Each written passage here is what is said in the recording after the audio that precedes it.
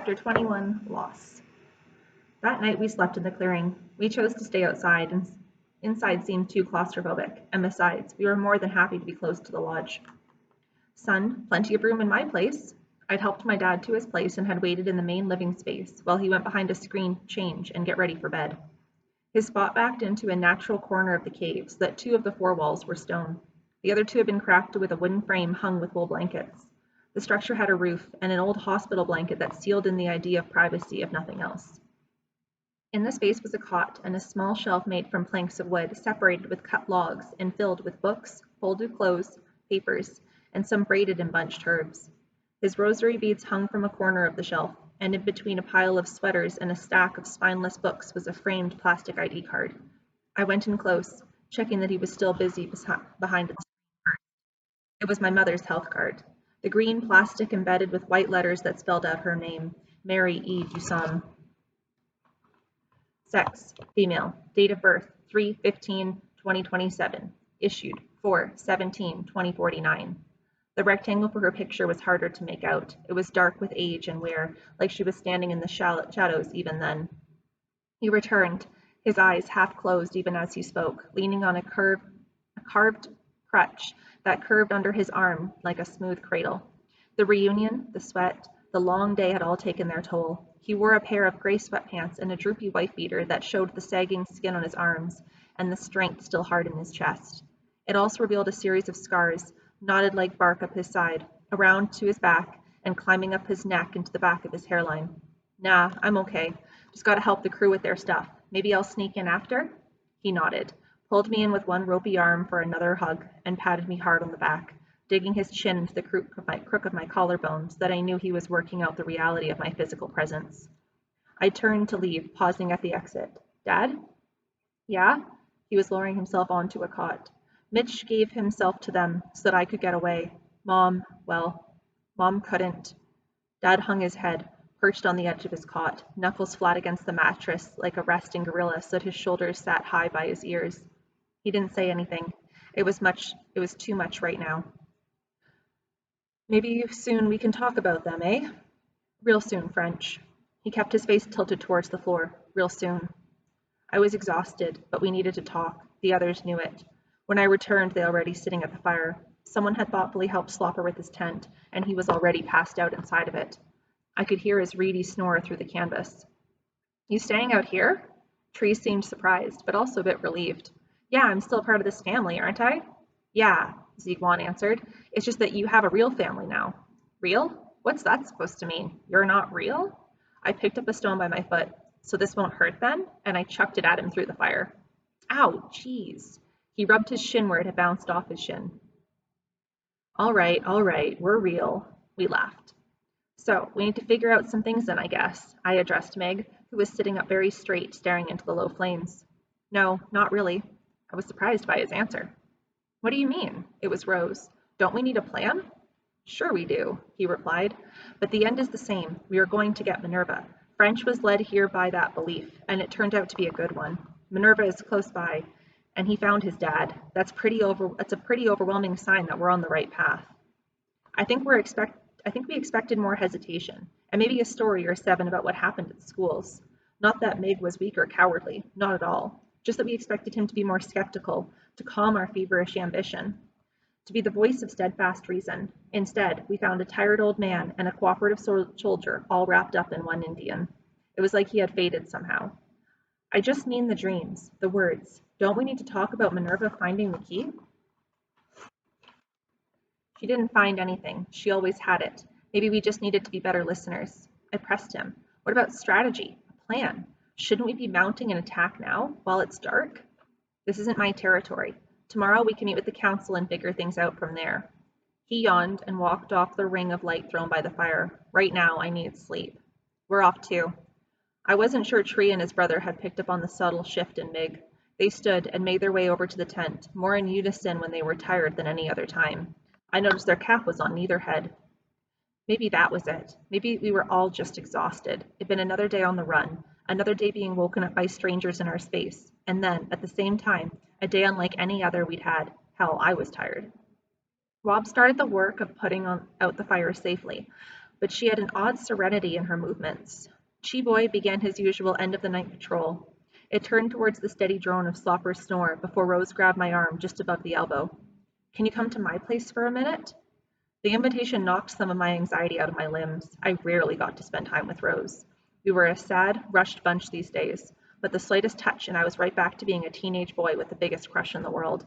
I thought maybe it might be more than a crush, with that afternoon by the river, but I couldn't be sure. Everything was hot and cold and horrifying and hopeful. Terror is an odd bedfellow. Sure. I crawled into the tent after her and was immediately struck by how empty it was. There was one bedroll in the middle of the space. Against the back wall were her bags, one open with a couple pieces of clothing pulled out. Beside her bed was a small solar-powered lamp that cast a moon glow that didn't quite reach the corners. And here I could smell the angst and earth and awkward of my own body, and I was embarrassed. I stayed by the door while she crawled into the back wall. "You okay?" I wasn't sure I was. "Yeah." "That's crazy, eh? Finding your dad?" "Yup." She examined my face for a moment before continuing. "I think Meg is a bit worried." "About rescuing Minerva?" I started to pull off my sweater. It was warm in here. "No," she tilted her head and thought. "No, I don't think so. I think it's more about you." "Me?" I paused, my sweater halfway over my head. "What about me?" "Well, you've changed." I was quiet.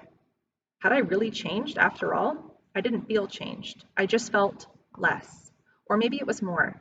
Not changed so much as living at a different volume. And I think, even though it's great that we found your dad, well, you know what happens when we find family. Now she sounded worried.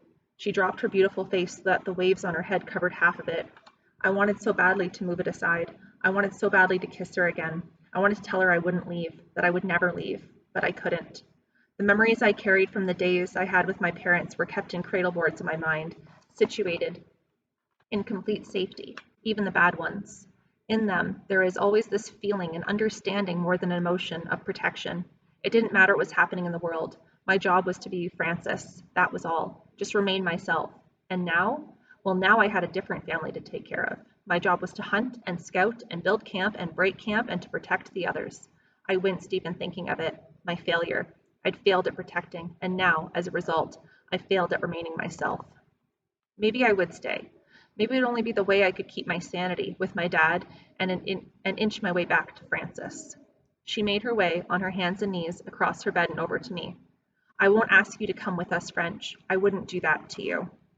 She was right in front of me now, her face an inch from mine. She smelled like sweetgrass and a deeper smoke. Despite the shock of finding my dad, my odd behavior of Mig, the confusion of a new place and how we arrived, the stress of Minerva's impending rescue, all I wanted to do was kiss this girl. So I did. She didn't pull away, and so I leaned in until we were pushed back on the layers of blankets that made up her bed. I pulled back to look at her, to make sure she was good. She smiled, grabbed my braid, and brought me back to her. I can't say how long we were there before the song interrupted us, but when I caught my breath and came out into the bowl of the valley, it was full dark. It was impossible to ignore for a few reasons. For one, any sort of noise could bring the predators, so we tried to stay quiet. And then there was the song itself. That's what sent me out of the tent. "Do you hear that?" She'd whispered through my hair. I'd listened. There it was. "Yeah," I'd responded back against her neck. We stayed still, just listening to the shake of a dry seed rattle, alert to danger, until the singing began. Migwans.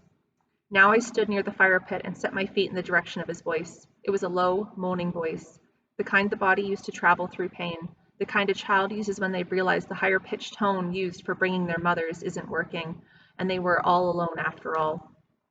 From the back entrance of the cave, I saw several guards. They too were listening, but since they stayed by the doorway, I guess they weren't too concerned, and we weren't in any immediate danger. I found Mig by the southwest wall. He lit a smudge in a candle so that his face was clear in the handful of light and obscured by the handfuls of smoke. I stood back a bit while he sang, knocking his rattle against the air and rocking on his heels where he rested. It was warmer outside now, and the wind in this valley was minimal. Mig wore a t-shirt and black jeans without the burden of coats, and I was reminded of life outside of us. The scars from his school stay, the tattoo of a feather below his collarbone, the outline of a buffalo on the back of his hand. His hair was longer than usual, and the sides had grown in so that he seemed younger, less severe. His duct-tape boots were pulled off his feet and placed at the edge where the light where he sat. I waited until he was done singing, until after he had mumbled some words and smudged himself. I waited still, while he settled into a more relaxed cross-legged position, and even when he picked up his rattle and docked feather, I waited. Well, come here then. He didn't look up as he put away his bundle. I came into the light and sat opposite of him, mimicking his cross-legged pose. You still up? It was an odd question that he didn't mean, since, obviously, I was still up. What he meant to say was, why was I still up? Haven't made it to my tent yet. I meant to sound nonchalant, but his return smile made me blush. Rose must be lonely in that tent by herself. I squirmed a bit. It's okay, boy. All I'm going to say is babies are the most important thing we have to move ahead. So when they come, they need to come to families that want them and are ready to take on that responsibility. It's not like, we're not. He held up his hand. Don't worry. No need to explain it to me. You're a good man, French. I already know that. We sat in silence for a minute before I switched gears, the uncomfortable subject making it easier to ask what I really wanted to. Meg, are you okay? Are any of us okay? No, really. I leaned in to touch his knee. I needed him to know I was serious. You seem weird since we got here. Just since we got here? He smirked, then waved away his own lightheartedness. I know what you mean, French. He gathered the edges of his buckskin bundle and tied them off. Just tired, I guess. Yeah, all this running. No, I'm more tired of missing Isaac is all. Just an old man with an old love, I guess. All this talk about Minerva and the schools must have brought up a lot of unresolved feelings for him. I thought about him pouring 100 vials into the ground, one by one, mourning his partner. Well, I wasn't sure what to say. We'll get Minerva, and then we'll shut them down, all of them. He looked me in the eyes, the first time since I sat down. I know you will, Francis. I know you will.